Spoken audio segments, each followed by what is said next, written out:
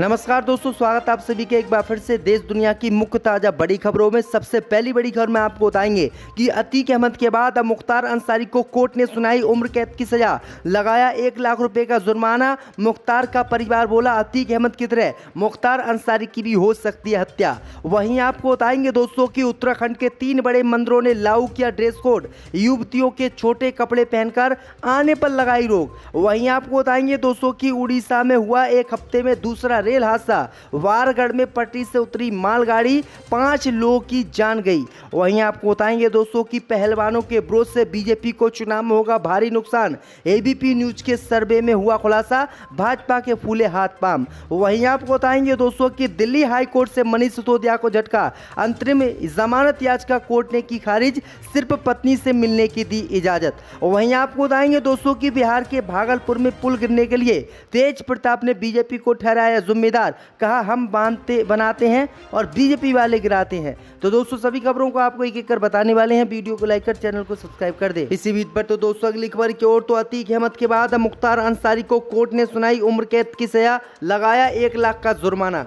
जब दोस्तों आपको बता दें कि उमेश पाल हत्याकांड में अतीक अहमद को जहां कोर्ट ने उम्र कैद की सजा सुनाई, तो वहीं अतीक अहमद की हत्या के बाद अब ऐसा ही मामला मुख्तार अंसारी के साथ सामने आया है। दरअसल आपको बता दें कि अतीक अहमद के बाद अब अवधेश राय हत्याकांड में वाराणसी की एमपी एमएलए कोर्ट ने गैंगस्टर मुख्तार अंसारी को दोषी करार दिया है। कोर्ट ने मुख्तार अंसारी को उम्र कैद की सजा सुनाई है। लगभग 32 साल बाद कोर्ट का ये फैसला आया है। कोर्ट ने उम्र कैद के साथ 1 लाख रुपए का जुर्माना भी लगाया है। एक अन्य धारा के तहत उस पर 20,000 रुपए का अतिरिक्त जुर्माना भी लगाया गया है। जुर्माना न चुका पाने की स्थिति में मुख्तार को 6 महीने और सजा भुगतनी होगी। वहीं आपको बता दें कि इससे पहले अतीक अहमद पर भी उमेश पाल हत्याकांड का आरोप लगा था और उन्हें भी उम्र कैद की सजा सुनाई गई थी, जिसके बाद पुलिस कस्टडी में अतीक अहमद और उनके भाई अशरफ की हत्या कर दी गई थी। उसी तरह से मुख्तार अंसारी को भी उम्र कैद की सजा सुनाई गई है और इनकी भी हत्या हो सकती है। इसी बीच पर तो दोस्तों अगली खबर की ओर, तो उत्तराखंड के 3 बड़े मंदिरों में लागू किया गया ड्रेस कोड, युवतियों के छोटे कपड़े पहनकर आने पर लगी रोक। जब दोस्तों आपको बता दें कि उत्तराखंड के 3 बड़े मंदिरों में महिलाओं और युवतियों के लिए ड्रेस कोड लागू किया गया है। इन तीनों मंदिरों में महिलाओं और युवतियों के छोटे कपड़े पहनकर आने पर पाबंदी लगा दी गई है। मंदिर प्रबंधन की तरफ से अपील की गई है कि महिलाएं मर्यादित ड्रेस कोड में ही मंदिर में आएं। दरअसल आपको बता दें कि हरिद्वार के दक्ष, पौड़ी के नीलकंठ और देहरादून के टपकेश्वर महादेव मंदिर में महिलाओं के छोटे कपड़े पहनकर आने पर प्रतिबंध लगाया गया है। ये तीनों मंदिर महानिर्वाणी अखाड़े के अधीन आते हैं। पहला मंदिर हरिद्वार के कनखलन में स्थित दक्ष प्रजापति मंदिर है, दूसरा पौड़ी जिले में स्थित नीलकंठ महादेव का मंदिर है, वहीं तीसरा मंदिर देहरादून में स्थित टपकेश्वर महादेव मंदिर है। तो ये बड़ी अपडेट आ रही दोस्तों। इसी बीच पर तो दोस्तों अगली खबर की ओर, तो उड़ीसा में हुआ एक और रेल हादसा, वारगढ़ में पटरी से उतरी मालगाड़ी की 5 बोगियां 3 दिन पहले बालासोर में टकराई थी 3 ट्रेनें। जब दोस्तों आपको बता दें कि उड़ीसा में एक और ट्रेन हादसा हुआ है। वरगढ़ जिले के मैदापल्ली के पास मालगाड़ी की 5 बोगियां पटरी से उतर गई हैं। ईस्ट कोस्ट रेलवे ने बताया है कि वारगढ़ जिले के मैदापाली के पास एक निजी सीमेंट फैक्ट्री द्वारा संचालित मालगाड़ी के कुछ डिब्बे फैक्ट्री परिसर के अंदर पटरी से उतर गए। इस मामले में रेलवे की कोई भूमिका नहीं है। ये पूरी तरह से एक निजी सीमेंट कंपनी की नोरोगेज साइडिंग है। कंपनी द्वारा rolling stock, engine wagon, train track सहित सभी बुनियादी ढांचों का रखरखाव किया जा रहा है। तो वहीं आपको बताएं दोस्तों कि इससे पहले उड़ीसा के बालासोर के पास शुक्रवार शाम करीब 7:30 बजे हावड़ा जा रही 12864 बेंगलुरु हावड़ा सुपरफास्ट एक्सप्रेस के कई डिब्बे पहले पटरी से उतर गए, उसके बाद दूसरी ट्रेन में जा लगे, जिसके कारण लगभग 300 लोग की मौत हो गई, जबकि 1000 से 1100 लोग घायल बताया जा रहा है। और ऐसा ही हादसा उड़ीसा में फिर से हो गया है। इसी बीच पर तो दोस्तों अगली खबर की ओर, तो पहलवानों के विरोध से बीजेपी को चुनाव में होगा भारी नुकसान, सर्वे में चौंकाने वाले खुलासे। जब दोस्तों आपको बता दें कि भारतीय कुश्ती महासंघ के अध्यक्ष ब्रजभूषण शरण सिंह और बीजेपी सांसद के खिलाफ महिला पहलवानों द्वारा लगाए गए यौन शोषण और छेड़छाड़ के आरोपों पर जनता की राय जानने के लिए सी वोटर द्वारा IANS के लिए किए गए एक विशेष सर्वेक्षण से मोदी सरकार की नींदें उड़ गई हैं। इस सर्वे से पता चलता है कि अधिकांश भारतीयों को लगता है कि विरोध प्रदर्शनों का बीजेपी पर नकारात्मक चुनावी प्रभाव पड़ेगा। सी वोटर सर्वे में एक सवाल किया गया था और इसमें सवाल पूछा गया था कि क्या आपको लगता है कि पहलवानों और बीजेपी सांसद के खिलाफ जो बीजेपी का विवाद है वो चुनाव में उसको फायदा देगा या नहीं। इस पर 47% लोगों ने माना है कि बीजेपी को इससे नुकसान होगा, जबकि 70% लोगों ने माना है कि इससे कोई नुकसान नहीं होगा। वहीं आपको बता दें कि इस सर्वे के बाद बीजेपी बुरी तरह से फंस गई है, क्योंकि पहलवानों के विरोध प्रदर्शन से चुनाव में बीजेपी को बहुत बड़ा नुकसान हो रहा है। इसी बीच बढ़ते दोस्तों अगली खबर की ओर, तो दिल्ली हाई कोर्ट से मनीष सिसोदिया को झटका, अंतरिम जमानत याचिका खारिज, बीमार पत्नी से मिलने की इजाजत। दोस्तों आपको बता दें कि दिल्ली हाई कोर्ट ने आबकारी नीति मामले में पूर्व उप मुख्यमंत्री मनीष सिसोदिया की अंतरिम जमानत याचिका खारिज कर दी।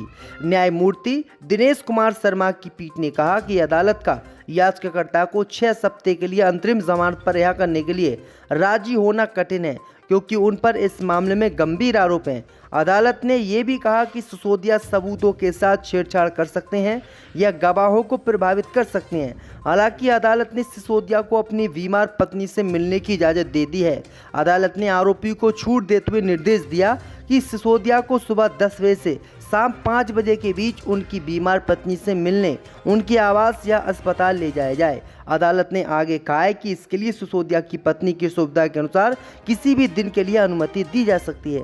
वहीं आपको बता दें कि कोर्ट ने मनीष सिसोदिया को फिलहाल जमानत देने से इनकार कर दिया। उनकी जो जमानत याचिका अंतरिम लगाई गई थी उसको भी खारिज कर दिया है। इसी बीच पर तो दोस्तों अगली खबर की ओर, तो उड़ीसा रेल हादसे के बाद मल्लिकार्जुन खड़गे ने प्रधानमंत्री मोदी को चिट्ठी लिखकर लगाए गंभीर आरोप, पूछे कई सवाल। दोस्तों आपको बता दें कि कांग्रेस अध्यक्ष मल्लिकार्जुन खड़गे ने प्रधानमंत्री मोदी को उड़ीसा के बालासेल रेल हादसे को लेकर पत्र लिखा है। पत्र लिखकर कांग्रेस अध्यक्ष ने मोदी सरकार से कई सवाल पूछे हैं। दरअसल आपको बता दें कि कांग्रेस अध्यक्ष मल्लिकार्जुन खड़गे ने लिखा है कि आदरणीय प्रधानमंत्री जी, उड़ीसा के बालासोर में हुए भारतीय इतिहास की भयानक रेल दुर्घटना ने पूरे देश को झकझोर कर रख दिया है। इस दुर्घटना में एक ही झटके में सैकड़ों निर्दोष लोगों की जान चली गई है, जिससे पूरा देश दुखी है और स्तंभ है। इनकी जिंदगियों को ना तो सरकारी मुआवजा देकर वापस लाया जा सकता है और ना ही शाब्दिक संवेदना से। परिवहन क्षेत्र में तमाम क्रांतियों के बाद भी भारतीय रेल आज भी आम भारतीयों के लिए लाइफ लाइन की तरह है। ये उनके लिए सबसे भरोसेमंद और सस्ता परिवहन का साधन है। हर रोज ऑस्ट्रेलिया की आबादी के बराबर मुसाफिरों को ये अपने स्थान पर पहुंचाता है। इसके बावजूद भी सरकार रेलवे पर काम क्यों नहीं कर रही है, रेलवे पर पैसा क्यों खर्च नहीं कर रही है, जिससे इन ट्रेन हादसों से बचा जा सके। इसी बीच पर तो दोस्तों अगली खबर की ओर, तो बिहार के भागलपुर में पुल गिरने के लिए तेज प्रताप ने बीजेपी को ठहराया जिम्मेदार। जी हां दोस्तों, आपको बता दें कि बिहार के भागलपुर में अगुवानी सुल्तानगंज पुल गिरने पर वन पर्यावरण मंत्री तेज प्रताप यादव ने बीजेपी सरकार पर पलटवार किया है। तेज प्रताप ने पुल गिरने के लिए बीजेपी को जिम्मेदार ठहराया है। तेज प्रताप ने कहा है कि पुल को बीजेपी ने तोड़ा है, हम पुल बना रहे हैं और बीजेपी वाले इसे गिरा रहे हैं। रविवार को बिहार के भागलपुर में सुल्तानगंज को अगुवानी घाट से जोड़ने के लिए बनाया जा रहा पुल भर भराकर गंगा नदी में गिर गया था। बिहार के भागलपुर में अगुवानी को सुल्तानगंज से जोड़ने वाले पुल के गिरने के बाद प्रदेश सरकार ने जांच के आदेश दिए हैं। वहीं उप मुख्यमंत्री तेजस्वी यादव ने कहा है कि उन्हें पहले से ही पुल के गिरने की आशंका थी। उन्होंने कहा कि ऐसा पहली बार नहीं हुआ है। अप्रैल 2022 में भी ये निर्माणाधीन पुल का हिस्सा गिरा था और उस समय नेता प्रतिपक्ष रहते हुए हमने इस पर सवाल भी उठाए थे। इसी बीच पर तो दोस्तों अगली खबर की ओर, तो लखनऊ में अखिलेश यादव से मिलेंगे केजरीवाल, केंद्र सरकार के अध्यादेश के खिलाफ मांगेंगे समर्थन। दोस्तों आपको बता दें कि दिल्ली के मुख्यमंत्री अरविंद केजरीवाल बुधवार को लखनऊ जाकर समाजवादी पार्टी के नेता अखिलेश यादव से मुलाकात कर सकते हैं और राष्ट्रीय राजधानी में प्रशासनिक सेवाओं के नियंत्रण पर केंद्र के अध्यादेश के खिलाफ उनका समर्थन मांग सकते हैं। सपा सूत्रों ने घटनाक्रम की पुष्टि की है, लेकिन कहा है कि बैठक का समय अभी तय नहीं हुआ है। केजरीवाल के साथ आप सांसद और प्रदेश प्रभारी संजय सिंह भी होंगे। तीनों के बैठक के बाद एक संयुक्त संवाददाता सम्मेलन को संबोधित करने की भी उम्मीद है। केजरीवाल अब तक विभिन्न गैर बीजेपी नेतृत्व वाले राज्यों के अपने समकक्षों और विपक्षी दलों के नेताओं से मिल चुके हैं ताकि केंद्र के उस अध्यादेश के खिलाफ समर्थन हासिल किया जा सके जिसने सेवाओं को दिल्ली सरकार के दायरे से बाहर कर उपराज्यपाल को सौंप दिया है। ये कदम सुप्रीम कोर्ट द्वारा दिल्ली सरकार के पक्ष में फैसला सुनाए जाने के कुछ दिनों बाद आया है।